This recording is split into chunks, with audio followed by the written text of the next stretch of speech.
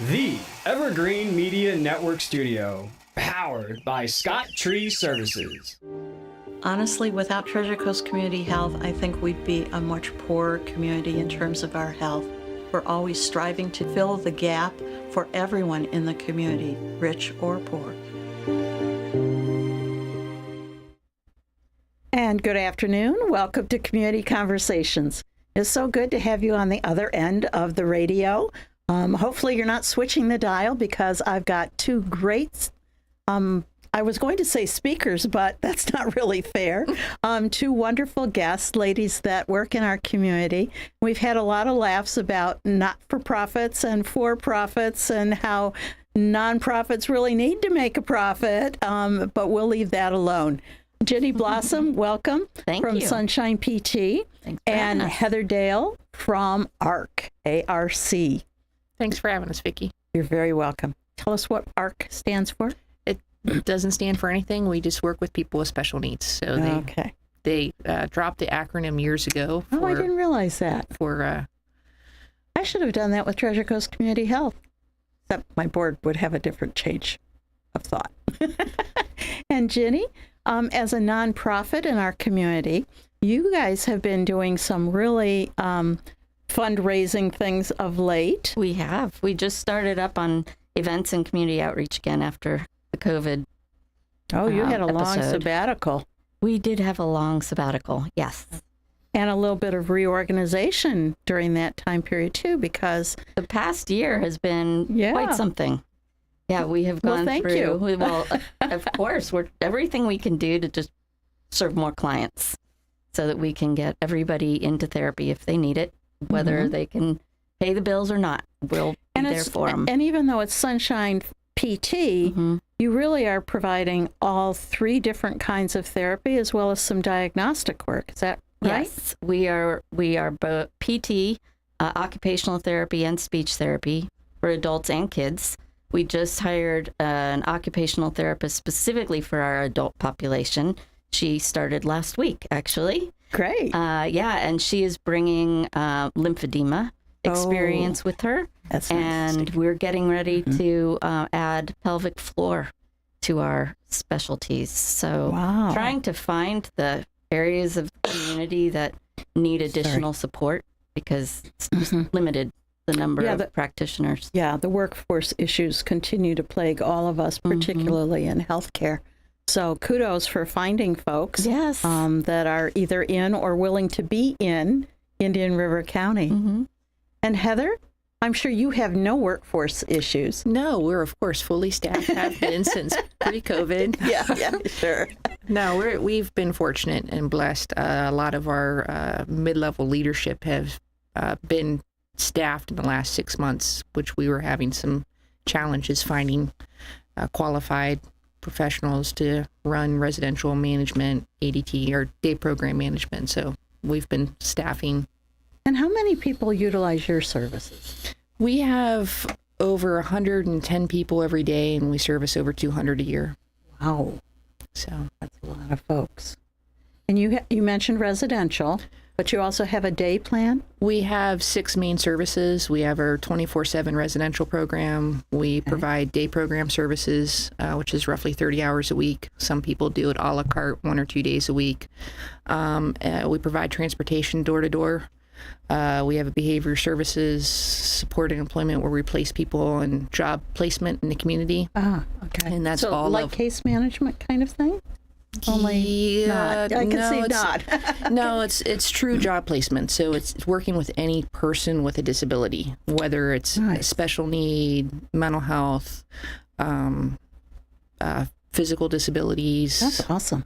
And then our last program is working with people supported living. So it's more of an a la carte residential where it's only a handful of hours per month for more of an executive functioning level. So banking, doctor's appointments, not 24 hours a day.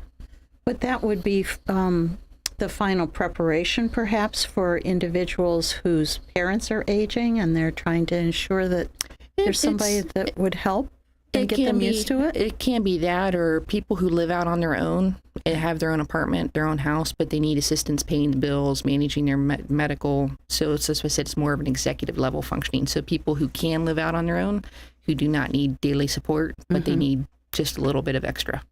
That's wonderful. A couple hundred people. Wow. So I know about Ginny's organizations, but I will come back to you, Ginny. Okay. I'm on a track here to find out more, because that is, so far as I know, the only service within Indian River County, and probably for about 20 miles on either side of it. We're the largest, we're the only nonprofit in town that provides care for special needs on that level. We partner with youth sailing, special equestrians, who have special needs programs, Special Olympics. Those are more of extracurricular activity type programs, whereas ours more of a daily living. There are a handful of for-profit companies where people who own group homes, or there's a for-profit day program in there. So there are for-profit companies in town, but we're the only nonprofit. And for-profit would infer to me that there's a set fee and you've got to be able to pay it, that it's not necessarily insurance reimbursed? Our rates are set by the state of Florida through Medicaid. So it's a waiver program through Medicaid. The level of how it works is a little different for-profit, nonprofit. I'm sorry, I didn't mean to have you talk about somebody else. No, it's the biggest change is continuity of care. And obviously, I mean, I've know of group homes that have closed down because people have aged out. So you have homes where people have lived for years, and then the provider ages out or doesn't want to do it, or whatever the case happens. So, I mean, there's different reasons for people to open up because it's a business, but from a continuity of care, there's other. And I will say that for all three of our organizations, having a board of directors really helps with that long-term continuity. Whether they have term limits or not, there's vested interest in the success and ongoing success and support of the people that we care for. So I would say that that's probably a real strong point in our favor. I think it's really beneficial from a nonprofit standpoint, just because we're just stewards for the organization, and we're here to support people who we're providing services to. Yeah. So you mentioned residential care.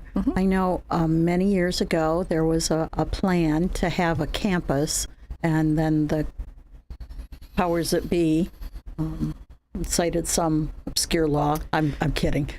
It was a law passed in 2014 through Centers for Medicaid and Medicare Services. And not so obscure. No. I might know a little bit about that, Vicki. Yeah, I think so. We do have a house on that property, and we're trying to figure out about being able to add 2 other houses. There is now a precedent due to other congregated living. However, there's only 2 places in the state, and why they deem it an issue is because of heightened scrutiny, or they deem it institutional facility, because there are multiple houses on one location. And I can appreciate, however, I look at it from my perspective, it's almost like having 55 plus community homes. Where you can have groups of people together who are like-minded, can go see their friends, because most people who have special needs at that level cannot drive. Right. So the only way they can see their friends is through going to different activities, going to day programs. So this would avail opportunity to do that. And you know, we always have some challenges. I remember when a neighbor of ours came by with a petition because she has a daughter who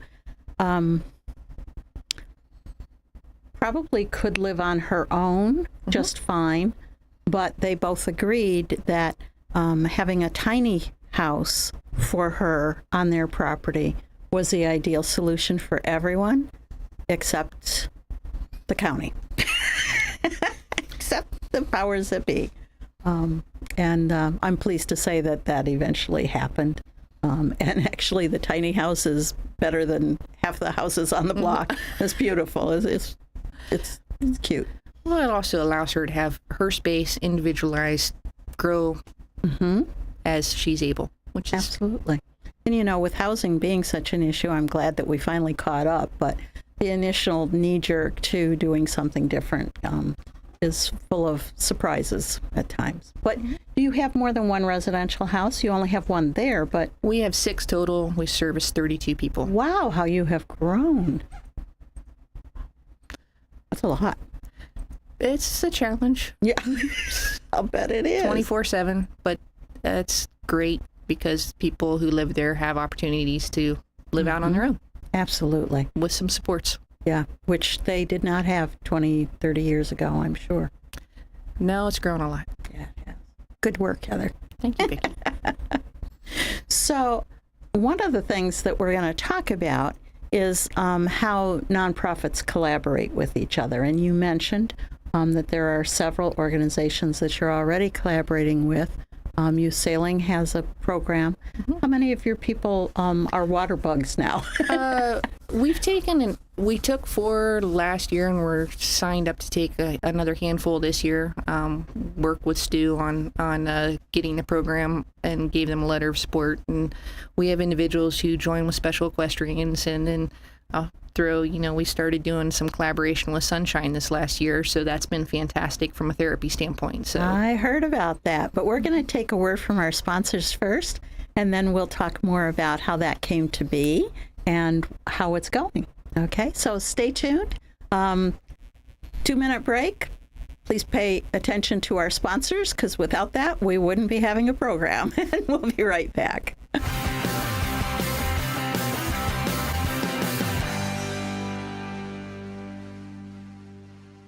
Sturgis Lumber is the most trusted hardware store in Indian River County, and it's so much more than just lumber. Sturgis stocks stainless steel products such as screws, bolts, and threaded rods, power tools, hand tools, and saw blades, construction supplies like caulking and cement mix, all kinds of painting supplies, even propane refills and tanks, and plumbing and electrical parts. Stop by Sturgis Lumber at 4645 US 1 in Vero Beach. True value quality with a hometown smile. Sturgis Lumber and Hardware. Treasure Coast Community Health in-house pharmacies have the lowest prices in Indian River County, even lower than big box pharmacies. Taking your medication as prescribed leads to better health. Affordable medicine makes it easier. Treasure Coast Community Health patients can pick up medicine as they leave the office or use free delivery and mail order services. Pharmacists are always available to answer questions. Switch to TCCH pharmacies. Save money, stay healthy. 772-257-8224 and ask about our price match. At Sunshine Furniture, our 35,000 square foot showroom is filled with the largest selection of in-stock coastal furniture on the Treasure Coast. Dining and bedroom sets, occasional tables, sofas, sleeper sofas, love seats and chairs in all the latest styles and colors from Tommy Bahama, Lexington, Hooker, Riverside, Universal, Four Seasons, Braxton Color, and Capri. We're the outdoor furniture experts and have hundreds of styles of any patio furniture you need, including a gallery of Berlin Gardens and Bollywood. We specialize in fire pits, outdoor rugs, umbrellas, and replacement cushions. Sunshine Furniture, 1295 US 1 in the Publix Plaza, Vero Beach. Family owned and operated since 1991. Don't forget to visit our outlet store directly across the street, filled with lots of name brand closeouts and sale items. Visit our website at sunshinefurniturecasual.com. Sunshine Furniture, the best in every way. Ooh, have a sunshine day. Sunshine.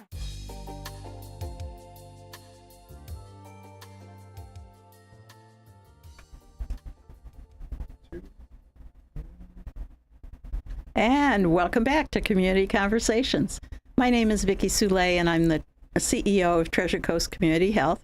Wasn't sure for a moment that we're taping this the day after Memorial Weekend, so we're all a little brain dead, I guess, from too much heat and sun. But we're glad that you've tuned into us, and I'm here today with Heather Dale from ARC and with Ginny Blossom from Sunshine PT. And if you've just tuned in, you missed how these two nonprofits have collaborated with other not-for-profit organizations and now with each other. Mm-hmm. So, Ginny, why don't you tell us how that happened to be? Well, Heather has clients who come to Sunshine for occupational, speech, and physical therapies. But the capacity we have versus the need she has didn't work. Didn't jive as well. Yeah, we weren't able to get so them much in as physical fast. space. Yes. So we came up with this idea that rather than Heather spending money to hire an occupational therapist full-time, we have them and we could take them to her, which works beautifully because we're able to also work with some of the clients who might not otherwise be able to get to the clinic. It certainly helps with her transportation because the number of medical appointments that she runs already is shocking. And it's worked out really well. Well, and it's a big manpower issue because it's not like you're taking even high school students and saying, jump on the bus, and it's the bus driver and a bunch of kids. I'm sure you have transporters that help with safety concerns and all of that. It's anytime we take somebody to the doctors, it's one-on-one. So it's plus a driver. No, just staff will take somebody, but they're in a standard vehicle. However, but from manpower, one-on-one, and being able to have it on site is immensely helpful. Yeah. Well, and the idea of you having to have an occupational therapist as if they never want to take a vacation or have a sick day or have something crop up. And all your what do professionals, all your professionals do that. And Ginny's, I'm sure they 24/7, 365 days. Okay, you too. You got me. I was just thinking she probably has multiple. So if one of hers goes on vacation, your people still have it's services. So much easier. And they're expensive. That's the other not piece to mention. of it. Yeah, continuity of care, which is fantastic. And then availing a resource because we're started with just our residential program, who we manage the medical for. And then we are slowly availing it to other people who come to our day program. And there's a lot of people who live with elderly parents or who have working families. So accessing Sunshine services. So sort of that one-stop fits all. They come to see you anyway. So why not bring in the therapist as well? And it's a concept I'm familiar with. Yes, let's do as much as we can while you're here. Right. And long-term availability and what that'll mean for later life if we can help some of the individuals when they're younger, because obviously aging issues and quality of life issues, and having Sunshine help with that is huge. So, Ginny, I know that you've mentioned that you take kids as well as adults. So how young do you take children? We have one who's 1 month old. No. Yes. Wow. I know. Well, many Physical, of them right? will physical therapy. Yeah. They'll come in with torticollis, or it's Speak English. It's a tweak of the head when they come out and they, are locked. Okay. And so we help unlock them. Got it. Yeah. I didn't know the word either when I first started. So. Well, that's amazing. But you're not taking children that young, are you? No. Thank you. Although many of her clients could have really benefited if we could have gotten them earlier. So our age is 18. Okay, and up. Okay. 86 is our oldest. And 19 is your youngest right now, right? Yeah. Wow. So a lot of occupational and speech more than physical therapy at this age? Or all? It just depends because some of the individuals, we had a gentleman who fell, fractured his hip. So obviously he's doing PT over at Sunshine. Okay. We've got another person with some gait issues. So it's all types. And one nice thing about Sunshine is when they're getting an assessment on OT, they might refer them or do a suggestion for PT too. So the therapies are working together to your benefit. That's wonderful. And so you kind of touched on it during our break in terms of the payment through nonprofits, or lack thereof, is really what qualifies all of us for the status of being a nonprofit and not paying separate taxes. So I'm going to assume that Medicaid is a heavy reimburser for the therapies that are ongoing here. Yes. Some of the individuals have Medicare because of their parents. And so it's Medicare and Medicaid secondary. And some are Medicaid. And so Ginny is able to take that through her program. And she also is able to help that through hospital district funds and things of that nature, because, just like Which we're all very grateful for. Our rates, the rates of what the reimbursement is versus expenses. After reimbursement last year, we still lost $450,000. I can believe that, having been through the same accounting drill for so many years. Yes. And I don't know that everyone recognizes how tight our budgets are, because you're a big nonprofit, so you should be making a lot of money, but we put it right back into the system. And it takes a special person to work in that environment. And I give my therapists all kinds of credit for choosing to work with a nonprofit. Because the reality is that many of the people that we deal with have had more troubles in their lives than the ordinary person. And so they come with not just physical or mental ailments, but that baggage of, you're not going to treat me with respect. You're going to be not doing what I need. You're not going to let me have any say in what I need. And so as opposed to a chip on their shoulder the first couple of times, it might be more like a log cabin. And so getting through that, you're right, our therapists, our professionals, our physicians, and all that work with those folks, they could have an easier job. Yeah. And yet as a nonprofit, we're stretched so that we can't pay them what they're truly worth, or even sometimes what they would get out in the for-profit sector. Well, we have a need for behavior services, for example. And our therapists go through so much with these kids coming in who have behaviors, and trying to do therapy with them while they're in the midst of a behavior issue is really challenging. So that's one area of future collaboration, is with a behavior therapy organization, because it's not something that I need to bring on board if there's someone else who's doing such a beautiful job with it already. Hint, hint. So yes, hint, hint. But I will say they are really observing an increase in behaviors in that COVID baby era. And it's challenging. Very challenging. Yeah. Very challenging, particularly in speech. It's, it doesn't take a rocket scientist to figure out that we put masks over our parents' and grandparents' mouths, and how can children really identify those sounds with that barrier having been in the way. And animation. I love animation, but yeah. Mm-hmm. So it's no surprise that behavioral health is noted to be a needed service throughout many, many nonprofits, as well as for-profit organizations. We knew that COVID would have an effect on us, and we're living out those days. So those of you that haven't chosen your life skill, take a psychology class, see if it interests you, because you're definitely going to have job security going forward the next 20 or 30 years if you get a degree in any of the social sciences. So again, I can't thank you guys enough for being here. It's interesting to be able to talk in a conversational way outside of Panera's. Yes. And I hope it was interesting for you all to learn a little bit more about these organizations and what they do.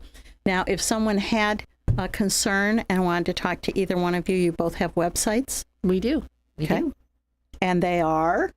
www.sunshineptc.org. PTC, okay. And Heather? www.arcir.org. Both pretty easy. And if not, you can always Google it. So again, thank you ladies for being here today. I really appreciate it. Thank you. Thanks to you that didn't change the dial. We appreciate your input, and hope that you pass on these useful things that you might hear every week on 4:30 Saturdays and 4:30 on some Sundays. So take care and have a great afternoon. Bye-bye now.